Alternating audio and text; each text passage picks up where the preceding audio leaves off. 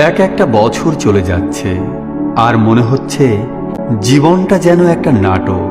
প্রতিটা বছর একটা দৃশ্যের মতো, যেখানে নতুন নতুন অভিনেতার আবির্ভাব হচ্ছে, আবার সময়ের স্রোতে তার অভিনয়টুকু করে দিয়ে পালিয়ে যাচ্ছে।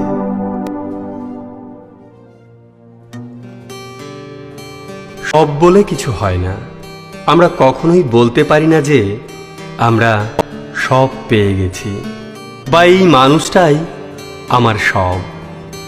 সব কথাটা একটা রূপক মাত্র। আমরা কখনোই সব কিছু পাই না। একটা মানুষ কখনোই আমাদের সবটা হয় না। সব কথাটা কেবল একটা লিমিট মাত্র। যখন কিছু পাওয়ার পর মন শান্ত হয়, তখনই আমরা বলি আমরা সব পেয়েছি। যখন একটা মানুষের কাছে এসে অনেক মানসিক শান্তি লাভ করি, তখন মনে হয় এই মানুষটাই আমার সব। তার মানে এই নয় যে আমাদের চাওয়া পাওয়া শেষ হয়ে গেছে, বা এই মানুষটি আমার জন্য শ্রেষ্ঠ মানুষ। তাই কিছু হারালে বা কোনো মানুষ ছেড়ে চলে গেলে কখনোই আমরা সর্বহারা হতে পারি না।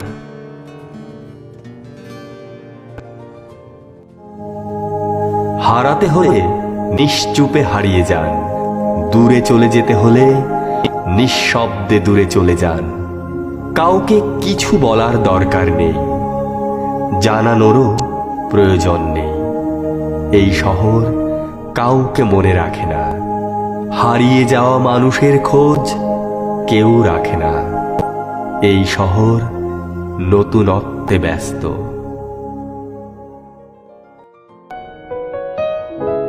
একদিন একটা কাঠঠোকরা পাখি এসে একটা বৃক্ষকে বলল, তোকে আমি ভালোবাসি। বৃক্ষ পাখিটাকে আশ্রয় দিল।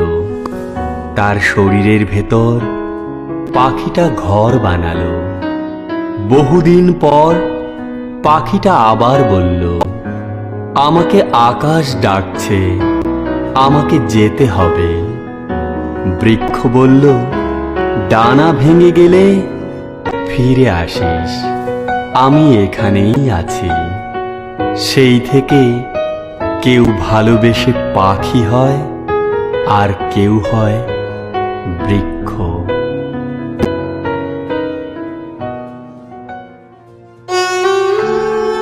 জীবনের শেষ বয়সে এসে মনে হবে এক হাত বেশি জায়গার জন্য প্রতিবেশীর সাথে ঝগড়া করাটা ভুল ছিল। কারো সাথে তর্ক করে বড় কথা বলে তার মনে কষ্ট দেওয়াটা ভুল ছিল। রাত জেগে মিথ্যা স্বপ্ন দেখিয়ে কারো সাথে চ্যাট করাটা ভুল ছিল। দুর্বল কাউকে চোখ রাঙিয়ে ক্ষমতা দেখানোটা ভুল ছিল। জীবনের শেষ বয়সে এসে মনে হবে ক্লাসের সবচেয়ে ব্রিলিয়ান্ট স্টুডেন্ট না হতে পারলেও খুব ক্ষতি কিছু ছিল না। অনেক টাকা জীবনে ইনকাম করতে না পারলেও বড় কোনো ক্ষতি হতো না। জীবনের শেষ বয়সে এসে মনে হবে মানুষের মনে কষ্ট দেওয়াটাই সবচেয়ে বড় ভুল ছিল। জীবনের শেষ বয়সে এসে মনে হবে কষ্ট ছাড়া একটু স্বাভাবিক মৃত্যুই শেষ চাওয়া।